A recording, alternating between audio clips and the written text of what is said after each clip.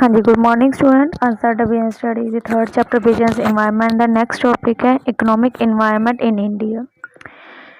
The important economic factors which have impact on business firms are economic policies, economic structure, economic planning, economic indicators and infrastructures। ਇਹ ਨੇ ਜਿਹੜੇ ਇਹ points ਨੇ ਇਹ ਕੀ show ਕਰ ਰਹੇ ਹਨ ਕਿ ਇਹਨਾਂ ਦਾ ਇਕਨੋਮਿਕ ਤੇ ਇਫੈਕਟ ਪੈਂਦਾ। ਠੀਕ ਹੈ, ਕੁਛ ਫੀਚਰਸ ਨੇ ਆਪਣੀ ਨਿਊ ਇੰਡਸਟਰੀ ਪੋਲਿਸੀ ਜੋ ਆਈ ਸੀ 1991 ਦੀ ਨਿਊ ਇੰਡਸਟਰੀ ਪੋਲਿਸੀ ਡਿਵੈਲਪ ਹੋਈ ਸੀ, ਉਸਦੀਆਂ ਕੁਛ ਫੀਚਰਸ ਸੀਗੀਆਂ ਉਹ ਕੀ ਸੀਗੀਆਂ। ਫਸਟ ਸੀਗਾ abolitions of industrial licensing, public sector's role diluted, free entry to foreign investment and technology, amendment of MRTP Act। ठीक है, ਇਹ ਨਿਊ ਪੋਲਿਸੀਜ਼ ਦੀਆਂ ਜੋ ਸੀਗੀਆਂ ਫੀਚਰ ਸੀ ਇਹਨਾਂ ਨੂੰ ਐਕਸਪਲੇਨ ਆਪਾਂ ਹੁਣ ਕਰਦੇ ਹਾਂ ਵੀ ਵੀ ਇਹਨਾਂ ਦਾ ਮੀਨਿੰਗ ਹੈ ਕੀ ਸ਼ੋ ਕਰਦੀਆਂ ਸੀ ਇਹ ਫੀਚਰਸ ਨੇ ਜਿਹੜੀਆਂ। ठीक है, तो फर्स्ट है अबॉलिशन ऑफ इंडस्ट्रीयल लाइसेंसिंग, मतलब कि पहला इंडस्ट्री सारी इंडस्ट्री जो भी इंडस्ट्री सी उन्हें सैटअप करने तो पहला ठीक है सानू लाइसेंस की जरूरत पैंदी सी, बट हुण की है सिर्फ 3 इंडस्ट्रीज़ ने जिन्होंने लाइसेंस की जरूरत पैंदी है, बाकियों नूं लाइसेंस की जरूरत नहीं हैगी। बस 3 इंडस्ट्री लिए कंपलसरी है। देयर आर जिहड़ियां 3 इंडस्ट्रीज़ ने वो किहड़ियां ने atomic energy, arms and transport. इस तो बिना और किसी इंडस्ट्री को लाइसेंस की जरूरत नहीं होएगी। Public sector role diluted, public sector role है जो उन्होंने रिस्ट्रिक्ट किया गया। ठीक है, उन्होंने थोड़ा डिल्यूट किया गया, रिड्यूस किया गया, तो जो प्राइवेट सैक्टर है उस डोर ओपन कर दिते गए सी। Disinvestment of public sector, the government has started the process of disinvestment in those PSUs which had running to loss।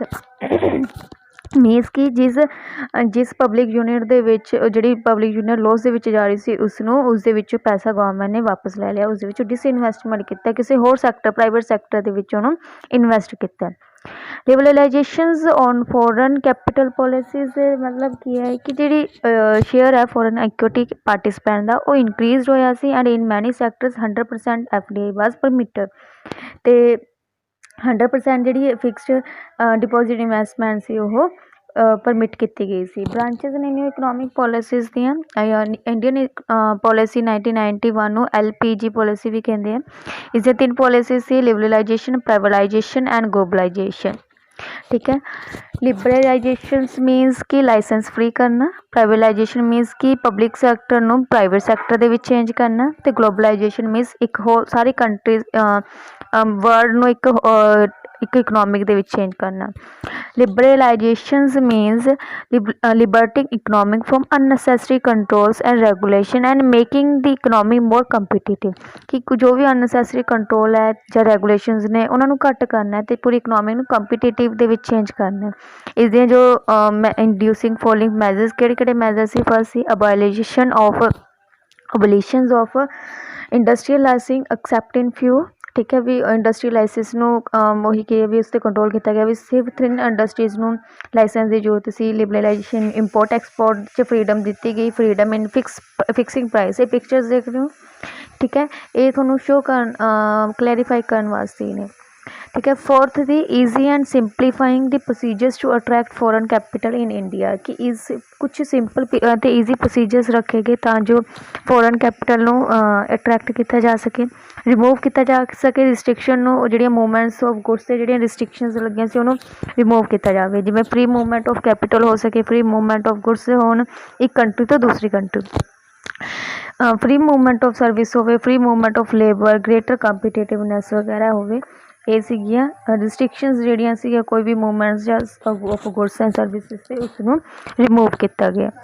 Next है freedom in deciding the scale of business activity, की जो industries ने उन्होंने freedom दी गई कि अपना जो किस स्केल पर उन्होंने बिजनेस यूनिट चलाना उसकी फ्रीडम दी गई है, चाहे वो लार्ज स्केल हो, मीडियम और small. Reduction in tax rates and removing all unnecessary controls over the economic, जो सी टैक्स रेट से उन्होंने रिड्यूस किया गया ताकि जो अननेसेसरी कंट्रोल सीगा इकनॉमिक के उपर वो कट किया जाए। ठीक है, नैक्सट ने जो है अपनी प्राइवेटाइजेशन है। ठीक है, ये सारे फीचर से लिबरलाइजेशन दी। नैक्सट प्राइवेटाइजेशन की होंदा है, it refer to giving greater role to private sector and reducing the role of public sector, कि असी पब्लिक सैक्टर के रोल को घटा के प्राइवेट सैक्टर के रोल वध करना है। Privatisation is opposite of nationalism, To achieve this, government adopted the policy of planned disinvestment. That disinvestment the policy ਬਣਾਈ ਗਈ ਸੀ। ਇਸਦਾ ਮਤਲਬ ਕੀ ਹੁੰਦਾ ਹੈ ਕਿ ਜੋ ਬਿਜ਼ਨਸ ਦੇ ਓਨਰਸ਼ਿਪ ਐਂਡ ਕੰਟਰੋਲ ਹੈ ਉਹ ਪਬਲਿਕ ਸੈਕਟਰ ਤੋਂ ਸ਼ਿਫਟ ਕਰਕੇ ਟਰਾਂਸਫਰ ਕਰਕੇ ਪ੍ਰਾਈਵੇਟ ਸੈਕਟਰ ਨੂੰ ਦੇਣਾ, ਕਿ ਮੀਨਜ਼ ਜੋ ਪੈਸਾ ਗਵਰਨਮੈਂਟ ਨੇ ਇਨਵੈਸਟ ਕੀਤਾ ਕਿਸੇ ਪਬਲਿਕ ਸੈਕਟਰ ਦੇ ਵਿੱਚ ਉਹਨੂੰ ਵਾਪਸ ਲੈਣਾ, ਉਹਨੂੰ ਡਿਸਇਨਵੈਸਟਮੈਂਟ ਕਰਨਾ। ਠੀਕ ਹੈ, ਤਾਂ ਉਹ ਚੀਜ਼ ਸੀ ਤਾਂ ਜੋ ਉਸਨੂੰ ਪ੍ਰਾਈਵੇਟ ਸੈਕਟਰ ਦੇ ਵਿੱਚ ਚੇਂਜ ਕੀਤਾ ਜਾਵੇ, ਓਨਰਸ਼ਿਪ ਪ੍ਰਾਈਵੇਟ ਸੈਕਟਰ ਨੂੰ ਦਿੱਤੀ ਜਾਵੇ।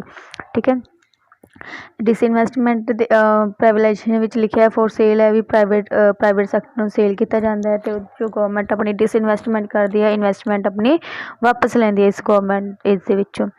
ਇਸ ਦੇ ਫੀਚਰਸ ਕੀ ਨੇ? ਫਸਟ ਹੈ ਸਟੈਪਸ ਕੀ ਨੇ ਪ੍ਰਾਈਵੇਲਾਈਜੇਸ਼ਨ ਦੀ ਅਚੀਵਮੈਂਟ ਦੇ ਲਈ। ਫਸਟ ਹੈ ਡਿਸਇਨਵੈਸਟਮੈਂਟ ਆਫ ਪਬਲਿਕ ਸੈਕਟਰ, ਮੀਨਸ ਕਿ ਪਬਲਿਕ ਸੈਕਟਰ ਹੈ ਜੋ ਆਪਣੀ ਡਿਸਇਨਵੈਸਟਮੈਂਟ ਕਰਦਾ ਕਿ ਜਿੱਥੇ ਉਹਦਾ 100% ਸ਼ੇਅਰ ਹੁੰਦਾ ਸੀ ਹੁਣ ਉੱਥੋਂ ਉਹ ਕੀ ਕਰਦਾ ਹੈ 100 to 60% ਲਿਆਉਂਦਾ ਕਿ ਜਿਹੜਾ 40% ਜਿਹੜਾ by selling 40% share of the company 40% sell ਕਰ ਦਿੰਦਾ। ਠੀਕ ਹੈ, ਉਹ ਡਿਸਇਨਵੈਸਟਮੈਂਟ ਹੋ ਗਿਆ ਕਿ ਉਹਦੇ ਪਬਲਿਕ ਸੈਕਟਰ ਨੂੰ ਵੀ ਇੰਟਰੋਡਿਊਸ ਕਰਦਾ। Dereservations of area formally reserved for the public sector. Dereserve ਕਰਨਾ ਵੀ ਪਹਿਲਾਂ ਕੀ ਹੁੰਦਾ ਸੀ ਪਬਲਿਕ ਸੈਕਟਰ ਦੇ ਏਰੀਆ ਰਿਜ਼ਰਵਡ ਹੁੰਦੇ ਸੀ ਵੀ ਇਹ ਸੈਕਟਰ ਸਿਰਫ ਪਬਲਿਕ ਦੇ ਹੋਣਗੇ ਬਾਕੀ ਪ੍ਰਾਈਵੇਟ ਦੇ, ਬਟ ਉਹਨਾਂ ਨੂੰ ਡੀ ਰਿਜ਼ਰਵ ਕੀਤਾ ਗਿਆ। ਕੁਛ ਕੁ ਏਰੀਆ 2-3 ਏਰੀਆ ਨੇ ਜਿਹੜੇ ਸੈਕਟਰਸ ਨੇ ਜਿਹੜੇ ਪਬਲਿਕ ਦੇ ਵਿੱਚ ਰੱਖੇ ਗਏ ਨੇ, ਬਾਕੀ ਸਾਰੇ ਪ੍ਰਾਈਵੇਟ ਦੇ ਵਿੱਚ ਚੇਂਜ ਕੀਤੇ ਗਏ ਨੇ। ਗਲੋਬਲਾਈਜੇਸ਼ਨ ਕੀ ਹੈ? Globalisation refer to the integration of various economics of world. Integrate ਕਰਨਾ ਸਾਰੀ ਇਕਨੋਮਿਕਸ ਨੂੰ ਵਰਲਡ ਦੀ। In globalisation entire world is considered as single market. Globalisation lead to free movement of people, goods and services across boundary. ਇਸਦਾ ਮਤਲਬ ਕੀ ਹੈ ਕਿ ਅਸੀਂ freely import and export ਕਰ ਸਕੀਏ ਗੁਡਸ ਦਾ ਸਰਵਿਸਿਜ਼ ਦਾ ਆਪਣੀ ਕੰਟਰੀ ਤੋਂ ਬਾਹਰ ਦੀ ਬਾਊਂਡਰੀਜ਼ ਦੇ ਵਿੱਚ। ਠੀਕ ਹੈ, globalisation paves a way to many MNCs to Indian market. ਇਸ ਦੇ ਨਾਲ ਕੀ ਹੋਇਆ ਗਲੋਬਲਾਈਜੇਸ਼ਨ ਕਿ ਕਾਫੀ ਮਲਟੀਨੈਸ਼ਨਲ ਕੰਪਨੀਜ਼ ਨੇ ਜਿਹੜੀਆਂ ਇੰਡੀਆ ਦੇ ਵਿੱਚ ਆ ਕੇ ਬਿਜ਼ਨਸ ਕਰਨ ਲੱਗੀਆਂ ਨੇ ਅਤੇ ਸਾਡੇ ਇੰਡੀਆ ਦੇ ਦੂਸਰੀ ਕੰਟਰੀ ਦੇ ਵਿੱਚ ਜਾ ਕੇ ਬਿਜ਼ਨਸ ਕਰਨ ਲੱਗੇ ਆ। ਫੀਚਰਸ ਕੀ ਨੇ ਇਹਦੀਆਂ? ਫਸਟ ਹੈ import liberalisation, export promotion, rationalisation of tariff structures. FERA was replaced by FEMA। ਠੀਕ ਹੈ, ਅਤੇ ਇਹਦੇ ਫੀਚਰਸ ਸੀਗੀਆਂ ਉਹਨਾਂ ਨੂੰ ਇਹਨਾਂ ਨੂੰ ਐਕਸਪਲੇਨੇਸ਼ਨ ਦੇ ਵਿੱਚ ਕਰਦੇ ਹਾਂ। ਇਸ ਦੇ ਵਿੱਚ ਜਿਹੜਾ ਸਟ੍ਰਿਕਟਲੀ ਹੈ ਜਿਹੜੀ ਰੈਗੂਲੇਟ ਕੀਤਾ ਗਿਆ ਸੀ import in value and volume terms ਦੇ ਵਿੱਚ। ਠੀਕ ਹੈ, ਥਰੂ ਗਲੋਬਲਾਈਜੇਸ਼ਨ ਦੇ ਵਿੱਚ ਇਹ ਸਾਰੇ ਸਟੈਪ ਸੀਗੇ ਕਿ ਪਹਿਲਾਂ ਇੰਪੋਰਟ ਨੂੰ ਲਿਬਰਲਾਈਜ਼ ਕਰੋ, ਮਤਲਬ ਸਾਨੂੰ ਫਰੀਡਮ ਦਿੱਤੀ ਜਾਵੇ ਇੰਪੋਰਟ ਲਈ ਵੀ ਕਿਹੜੀਆਂ ਚੀਜ਼ਾਂ ਅਸੀਂ ਇੰਪੋਰਟ ਕਰਨੀਆਂ। ਪਹਿਲਾਂ ਕੀ ਸੀ ਕਿ ਐਕਸਪੋਰਟ ਤਾਂ ਫਰੀ ਹੁੰਦਾ ਸੀ, ਜਦੋਂ ਇੰਪੋਰਟ ਕਰਨਾ ਹੁੰਦਾ ਸੀ ਸਾਨੂੰ ਟੈਕਸ ਰੇਟ ਜ਼ਿਆਦਾ ਪੇ ਕਰਨਾ ਪੈਂਦਾ ਸੀ, ਬਟ ਹੁਣ ਉਸ 'ਤੇ ਸਾਨੂੰ ਥੋੜ੍ਹੀ ਫਰੀਡਮ ਲਿਬਰਟੀ ਪ੍ਰੋਵਾਈਡ ਕੀਤੀ ਗਈ ਹੈ। ਐਕਸਪੋਰਟ ਨੂੰ ਪ੍ਰਮੋਟ ਕੀਤਾ ਗਿਆ। ਠੀਕ ਹੈ, ਜੋ ਰੈਸ਼ਨਲਾਈਜੇਸ਼ਨ ਟੈਰਿਫ ਸਟਰਕਚਰ ਸੀਗਾ ਉਹਨੂੰ ਸਹੀ ਕੀਤਾ ਗਿਆ। ਹੁਣ ਇਸ ਦੇ ਇੰਪੈਕਟ ਕੀ ਨੇ? ਜੋ ਵੀ ਇੰਡਸਟਰੀਅਲ ਗੌਰਮੈਂਟ ਪੋਲਿਸੀਜ਼ ਦੇ ਵਿੱਚ change on business and industry, Ki government policy change ਹੁੰਦਾ ਤਾਂ ਉਹਦਾ ਬਿਜ਼ਨਸ ਅਤੇ ਇੰਡਸਟਰੀ 'ਤੇ ਕੀ ਇਫੈਕਟ ਪੈਂਦਾ? ਫਸਟ ਹੈ increasing competition due to the entry of multinational companies, competition for Indian firms has increase. ਕਿ ਜਿਵੇਂ ਮਲਟੀਨੈਸ਼ਨਲ ਕੰਪਨੀਜ਼ ਸਾਡੀ ਕੰਟਰੀ ਦੇ ਵਿੱਚ ਆਈਆਂ ਉਹਦੇ ਨਾਲ ਕੰਪੀਟੀਸ਼ਨ ਇੰਕਰੀਜ਼ ਹੋਇਆ। ਮੋਰ ਡਿਮਾਂਡਿੰਗ ਕਸਟਮਰਸ, ਕਿਉਂਕਿ ਹੁਣ ਜਦੋਂ ਕਸਟਮਰ ਨੂੰ ਇੱਕ ਪ੍ਰੋਡਕਟ ਦੀਆਂ ਵੇਰੀਅਸ ਵੈਰਾਈਟੀ ਪ੍ਰੋਵਾਈਡ ਹੋ ਰਹੀਆਂ ਨੇ, ਠੀਕ ਹੈ, ਵੇਰੀਅਸ ਡਿਫਰੈਂਟ ਬ੍ਰਾਂਡ ਹੋ ਰਹੇ ਨੇ ਤਾਂ ਉਹਨਾਂ ਦੀ ਡਿਮਾਂਡ ਵਧੇਗੀ। ਠੀਕ ਹੈ, ਉਹ ਡਿਫਰੈਂਟ ਵੈਰਾਈਟੀ 'ਚ ਆਏਗਾ। Market orientation today customer is the king. ਪਹਿਲਾਂ ਕੀ ਹੁੰਦਾ ਸੀ, ਹੁਣ ਕਸਟਮਰ ਜਿਹੜਾ ਕਿੰਗ ਮੰਨਿਆ ਜਾਂਦਾ ਮਾਰਕੀਟ ਦਾ। ਪਹਿਲਾਂ ਕੀ ਹੁੰਦਾ ਸੀਗਾ ਬਿਜ਼ਨਸ ਜਿਹੜਾ ਚੀਜ਼ ਪ੍ਰੋਡਿਊਸ ਕਰ ਲਿਆ ਉਹਨੂੰ ਮਾਰਕੀਟ ਦੇ ਵਿੱਚ ਸੇਲ ਕਰਦਾ ਸੀ, ਬਟ ਹੁਣ ਬਿਜ਼ਨਸ ਕੀ ਕਰਦਾ ਪ੍ਰੋਡਿਊਸ ਕਰਨ ਤੋਂ ਪਹਿਲਾਂ ਮਾਰਕੀਟ ਨੂੰ ਸਟੱਡੀ ਕਰਦਾ ਵੀ ਕੰਜ਼ਿਊਮਰ ਦੀ ਪ੍ਰੈਫਰੈਂਸ ਕੀ ਹੈ, ਟੇਸਟ ਕੀ ਹੈ, ਲਾਈਕਿੰਗ ਕੀ ਹੈ, ਡਿਸਲਾਈਕਿੰਗ ਕੀ ਹੈ, ਉਸਦੇ ਅਕੋਰਡਿੰਗ ਹੀ ਉਹ ਪ੍ਰੋਡਕਸ਼ਨ ਪ੍ਰੋਸੈਸ ਅਪਲਾਈ ਕਰਦਾ ਹੈ। rapidly changing technical environment after globalization, the world class competition started, and to face this competition the company needs to adopt world class technologies। ਹੁਣ globalisation ਦੇ ਨਾਲ ਕੰਪੀਟੀਸ਼ਨ ਵੱਧ ਗਿਆ ਤਾਂ ਇਸ ਦੇ ਲਈ ਕੰਪਨੀਜ਼ ਨੂੰ ਚਾਹੀਦਾ ਕਿ ਉਹ ਟੈਕਨੋਲੋਜੀ ਐਡਵਾਂਸ ਟੈਕਨੋਲੋਜੀ ਨੂੰ ਅਡੋਪਟ ਕਰਨ, ਕਿਉਂਕਿ ਜੋ ਟੈਕਨੋਲੋਜੀ ਹੈ ਟੈਕਨੀਕਲ ਇਨਵਾਇਰਮੈਂਟ ਉਹ ਚੇਂਜ ਹੋ ਰਿਹਾ time to time, rapidly change ਹੋ ਰਿਹਾ। ਸਾਡੇ ਲਈ ਇਹ ਚੈਲੰਜ ਹੈ ਕਿ ਅਸੀਂ ਇਸ ਨੂੰ ਕਿਵੇਂ ਫੇਸ ਕਰਨਾ।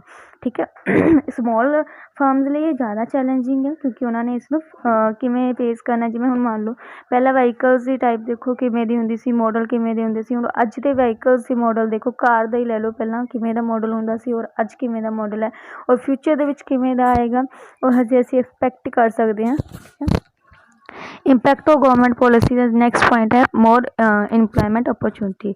The introduction of foreign capitals and growth in economy has leads to job creation कि जिन्ने foreign companies introduce होਣਗੇ ਸਾਡੀ country ਦੇ ਵਿੱਚ ਜਿੰਨੀ growth ਹੋਏਗੀ economics ਦੇ ਵਿੱਚ ਉਸ ਦੇ ਨਾਲ ਹੀ ਕੀ ਹੋਏਗਾ job ਨੂੰ create ਕੀਤਾ ਜਾਏਗਾ ਵੱਧ ਤੋਂ ਵੱਧ जो persons ਨੇ ਉਹਨਾਂ ਨੂੰ employment opportunity provide ਕੀਤੀ ਜਾਏਗੀ।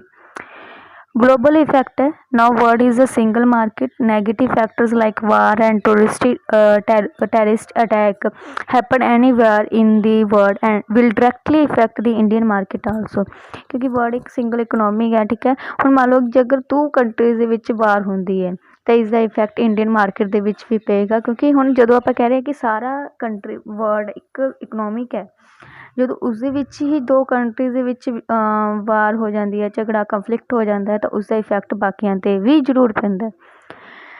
Demonetization की है demonetization is the act of cancelling the legal standard status of currency unit in circulation. The aim of demonetization was to control corruption, use of high dominating notes for illegal activities, especially the accumulation of black money generated by income that has not been declared to tax authority. ਇਸਦਾ ਮਤਲਬ ਕੀ ਹੁੰਦਾ ਡਿਮੋਨੇਟਾਈਜੇਸ਼ਨ ਦਾ ਮਤਲਬ ਕਿ ਜੋ legal tender status currency ਹੁੰਦੀ ਆ ਉਹਨੂੰ cancel ਕਰਨਾ ਜਿਵੇਂ 500 ਤੇ 1000 ਦੇ ਨੋਟ ਜੋ ਕੈਂਸਲ ਕੀਤੇ ਗਏ ਸੀ ਸਰਕੂਲੇਸ਼ਨ ਦੇ ਵਿੱਚ ਉਹ ਕਿਸੇ ਡਿਮੋਨੇਟਾਈਜੇਸ਼ਨ ਇਹ ਕਿਉਂ ਕੀਤਾ ਜਾਂਦਾ ਤਾਂ ਜੋ ਕਰਪਸ਼ਨਸ ਵਗੈਰਾ ਨੂੰ ਬਲੈਕ ਮਨੀ ਜੋ ਉਹਨਾਂ ਨੇ ਹੋਲਡ ਕੀਤੀ ਹੋਈ ਆ ਉਹਨੂੰ ਵਗੈਰਾ ਜਾਂ ਇਲੀਗਲ ਐਕਟੀਵਿਟੀਜ਼ ਨੂੰ ਸਟੋਪ ਕੀਤਾ ਜਾ ਸਕੇ ਠੀਕ ਹੈ।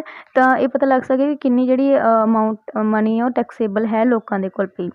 ਡਿਮੋਨੇਟਾਈਜੇਸ਼ਨ ਜੋ ਹੋਈ ਸੀ ਇਨ ਨਵੰਬਰ 8 2016 ਦੇ ਵਿੱਚ ਹੋਈ ਸੀ। ਇੰਡੀਅਨ ਗਵਰਨਮੈਂਟ ਨੇ ਡਿਮੋਨੇਟਾਈਜ਼ ਕੀਤਾ ਸੀ 2 ਲਾਰਜੈਸਟ ਡੋਮੀਨੇਟਰੀ ਨੋਟ ਆਫ 500 ਐਂਡ 1000 ਦੇ ਠੀਕ ਹੈ। ਇਸ ਦੇ ਨਾਲ ਕੀ ਹੋਇਆ ਸੀ ਕਿ 86% ਜਿਹੜੀ ਮਨੀ ਸੀ ਸਰਕੂਲੇਸ਼ਨ ਦੇ ਵਿੱਚ ਉਹ ਇਨਵੈਲਿਡ ਹੋ ਗਈ ਸੀ। ਮੰਨ ਲਓ ਜੇ ਆਪਣੀ ਸਰਕੂਲੇਸ਼ਨ ਦੇ ਵਿੱਚ ਮੰਨ ਲਓ ਸਾਡੀ ਕਰੰਸੀ ਜਿਹੜੀ ਸੀ ਸਰਕੂਲੇਸ਼ਨ 'ਚ 17.82 ਲੱਖ ਸੀਗੀ ਕਰੋੜ ਸੀਗੀ ਅਤੇ ਉਹਦੇ ਵਿੱਚੋਂ 86 ਮੀਨਸ ਕਿ 15.2 ਲੱਖ ਜਿਹੜੀ ਸੀ ਕਰੋੜ ਸੀਗੀ ਉਹ ਇਨਵੈਲਿਡ ਹੋ ਚੁੱਕੀ ਸੀ ਜਿਹਦੇ ਵਿੱਚੋਂ 500 ਅਤੇ 2000 ਦੇ ਨੋਟ ਸੀਗੇ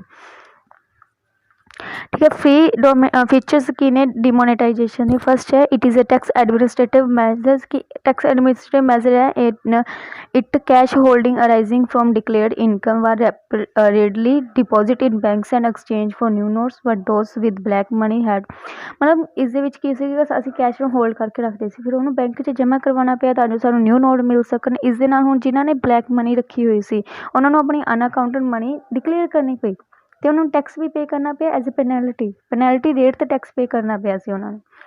it is method to check tax evasion ਕਿਸੇ ਨੇ ਟੈਕਸ ਦੀ ਚੋਰੀ ਕੀਤੀ ਹੈ ਉਸ ਦਾ ਨੂੰ ਚੈੱਕ ਕਰਨ ਦੇ ਲਈ ਸੀ ਕਿਉਂਕਿ ਹੁਣ ਜਦੋਂ ਕਰੰਸੀ ਬੰਦ ਹੋ ਗਈ ਕਿਸੇ ਨੇ 500 ਤੇ 1000 ਦੇ ਨੋਟ ਜਮ੍ਹਾਂ ਕਰਕੇ ਰੱਖੇ ਨੇ ਉਹਨਾਂ ਨੂੰ ਬੈਂਕ 'ਚ ਜਮ੍ਹਾਂ ਕਰਾਉਣੇ ਪਏ ਪਤਾ ਲੱਗ ਗਿਆ ਕਿਸੇ ਨੇ ਟੈਕਸ ਦੀ ਚੋਰੀ ਕੀਤੀ ਹੈ ਕਿ ਇਨਕਮ ਸ਼ੋ ਘੱਟ ਕੀਤੀ ਹੈ ਅਤੇ ਜ਼ਿਆਦਾ ਸੀ ਉਹਨਾਂ ਦੇ ਕੋਲ ਠੀਕ ਹੈ।